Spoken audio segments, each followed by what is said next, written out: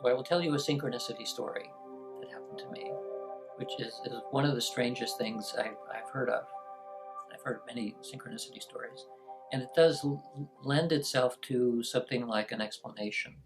And who knows if that's correct. But okay, so this is, it's the year 2000, and me and a couple of partners start a nonprofit called the Boundary Institute. And we're looking for a place to have the offices. And at the time, Silicon Valley was doing really well. It was before the dot-com crash. And so finding office space was very expensive. And so we look all over the place, and we finally find some place in Los Altos, which is an office complex which have doctors and dentists and accountants and those sort of professional things all clustered together in this one place. So we rent the place, and we notice at probably about the same day that we rented it, that our next door neighbor, everyone has a plaque on the outside of their place. It said SciQuest Labs, PSI Quest Labs, right next to us. So we thought, well, that's a curious thing. You know, we're thinking PSI in that case is Personnel Services Incorporated or something like that, because like we're the only nonprofit that especially new, and certainly in Silicon Valley, is doing cyber search. We thought, well, okay, that seems like a nice coincidence. But there's nobody in there. The curtains were closed. There was no one in there, so we couldn't even introduce ourselves. So about a month goes by, and I'm living close enough so I can walk to work. So I walked to work a certain way and decided this day I'm going to walk a different way. I wanted to see what some of the other places were that were in this complex. So I walk a different way, and now I pass an office that said SciQuest Inc. So I'm thinking, oh, well, these must be part of the other people. There's no one in here either, so I don't know what it is. So I'm thinking, well, it's still a coincidence. We don't know what they are. So in the offices now, we have something like 4 or 5 rooms. My office is up against the wall, which is abutting the SciQuest Labs. And I put my whiteboard, it says like my whiteboard is over here and SciQuest Labs on the other side. I have no idea what they do. And I'm drawing on the board what I want our lab to look like. So I want a certain shielded room, and I want a certain chair in it, and I want certain things in it, and I'm drawing on the board and thinking about it a lot. And we don't have very much of anything else in the lab at this point because we're just new. So every day now I'm walking past SciQuest Labs and hoping there's somebody in there because I want to introduce ourselves and tell them about the joke of what we do.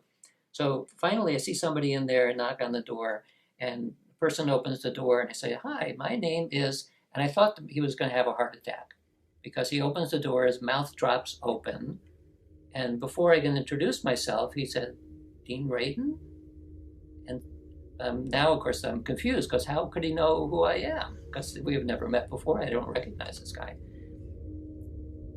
So the reason he looked so shocked is because he was actually back in the room somewhere back there, engaged in a yoga practice in which you manifest things. So he had been spending the last 2 months manifesting me. He wanted to get in contact with me. Why? Because SciQuest Labs was his laboratory portion of actual psi research, just like we were doing.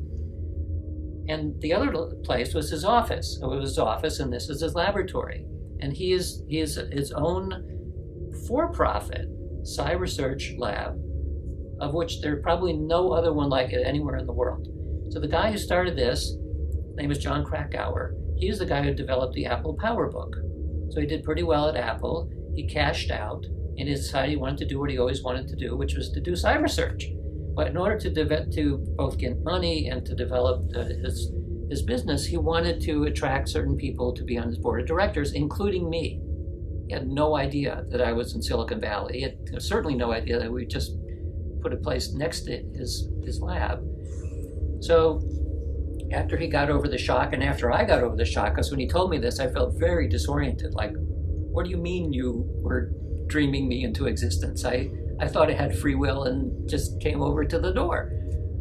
So he said, well, do you want to see the lab? Yeah, I want to see the lab. So we go inside, and we go around the corner, and this is the box that I was drawing on my wall.